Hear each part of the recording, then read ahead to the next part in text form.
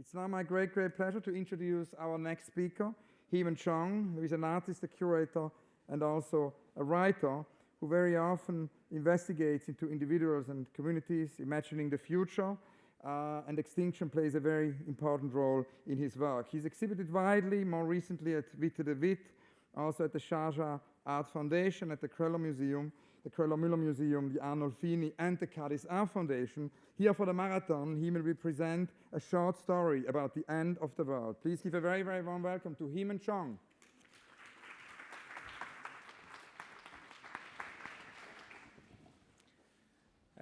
Thanks, Hans-Ulrich, for inviting me to talk. I actually arrived in London yesterday, and I was secretly hiding away in my hotel room watching this and wondering, like, what am I going to say?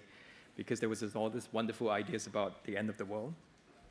So what I'm going to try and do today is to not propose like a grand theory about extinction, but maybe to run through like 3 things that I've made in the past so that we could somehow be closer to the topic in this sort of oblique manner.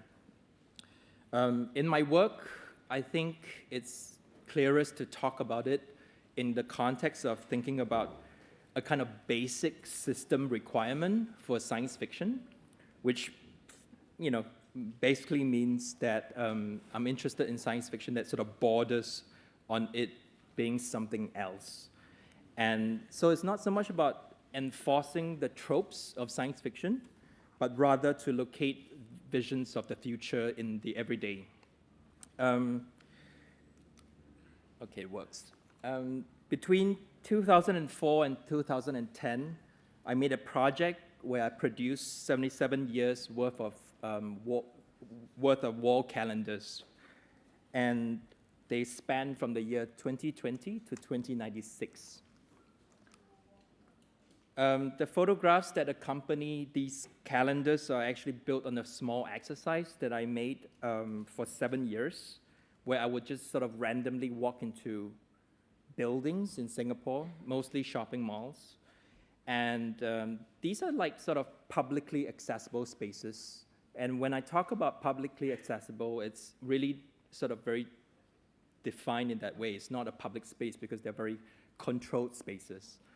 So I was interested in how I could take a photo when there was nobody around in these spaces, and how for a split second it could be possible to sort of locate a situation whereby these spaces could somehow just project the remains of human civilization without having the people around them. And from the very beginning, I didn't want to like work on a project. I wanted to work on a project where I didn't have to negotiate with any institution or any individuals. So every single photograph, all 1,001 of them, are taken without any permission. And if someone were to approach me to say, oh, you can't take a photo, then I would just sort of like play dumb and just walk away. So in a way, I was also inhabiting a kind of fictional genre, which is more or less this kind of last man on earth kind of persona. As you can see, with the photographs, I did not sort of deliberately head out of my home to photograph them, but rather it was completely random. I was always on the way to like the post office or to see my mom or something. And I was just always hopping into buildings, and it's kind of like a way to really sort of plant the images within a kind of, ritual of my life, really. So for me, I think it's crucial that a lot of what I do sort of melts into each other. So when I'm producing a sort of a photographic project, I'm thinking about how it becomes a piece of writing. And when I'm thinking about writing, it sort of more or less becomes an exhibition that I would curate. And I think it's really within this sort of praxis that I envision this project, that it could function very much as a kind of installation, or it could be used as wall calendars starting from the year 2020 to actually mark time.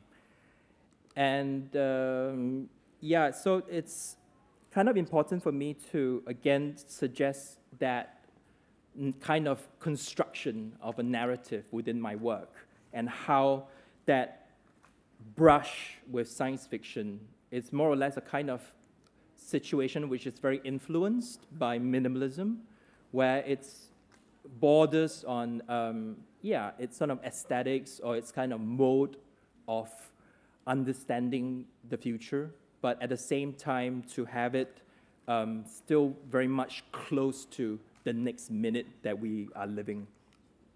This is how it's installed most of the time. It's just like a massive sort of crisscross or grid, you know. The next piece I want to talk about is called Monument to the People We've Conveniently Forgotten. I Hate You. It's made up of 1 million of these things, which we are very familiar with. They are business cards. And so more or less what I would do is I would print like 1 million of this, and I would just sort of dump them on the floor of the entire gallery. The work literally absorbs the exhibition. It's kind of like a black hole. It's hard to forget that you're actually stepping on it. So, you know, the business card is a ubiquitous object that's exchanged between individuals, and, you know, it's a way of introducing one another.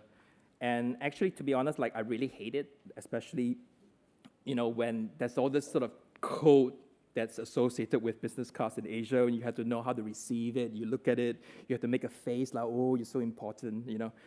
And it's really terrible for me. And every time I show the piece, like in a space in Asia, people always complain that I'm like rude. And because, you know, most of the time people think that the business card is somehow sacred. It's kind of like close to like a certificate or something like that. It's important to also note that it's not black paper that you're looking at. It's actually white paper that has been printed with black ink. So the very material used to produce information is actually used to flood out information. So it's a kind of erasure of social relations. And, you know, in a way, it's also suggesting that we're stepping on all our failures, all our insecurities, all our fruitless sort of intimacies. It's really about the futility of everything that we've worked for. Yeah, it's just everywhere.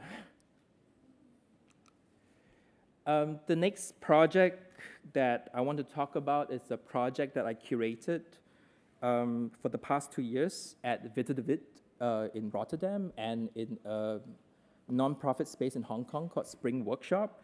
And it was a program that was initiated by Daphne Ayas and Mimi Brown that I co-curated with Samuel Saus-Marcus and Amira Gad, who's now working at the Serpentine. So essentially, there was a whole lot of stuff going on, but I'll just talk about like one thing. This is a crate that holds one of my favorite artworks. It's an artwork from Ankawara. It's actually a painting that somehow predates the date paintings. It's from 1965, and it's a painting of longitudes and latitudes. It's quite interesting that it was actually held in the collection of Joseph Kosuth for a long time, because Ankawara gave it to Joseph Kosuth on November 5th, 1967. And until in 1981, Kosuth donated it to the Venable Museum, where we borrowed it from Charles, in memory of Fernand Spilsmakers, who started Gallery MTL in 1970, which had a sort of pioneering role in introducing conceptual art to Belgium.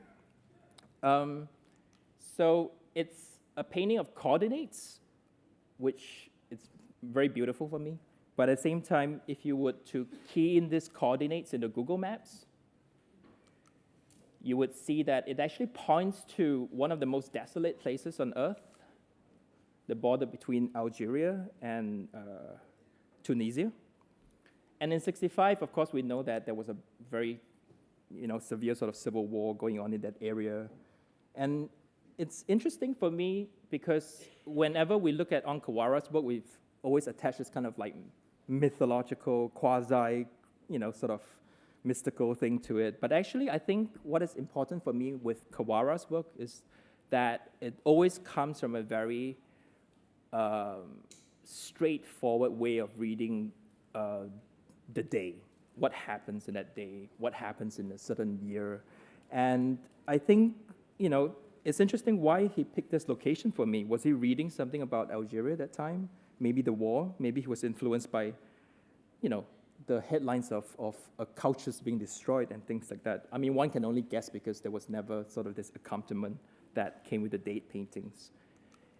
In the same exhibition, we showed also a piece from Shenzhen, which was incidentally also showed here in a show that Hans-Ulrich made in 2001 in Shenzhen's retrospective.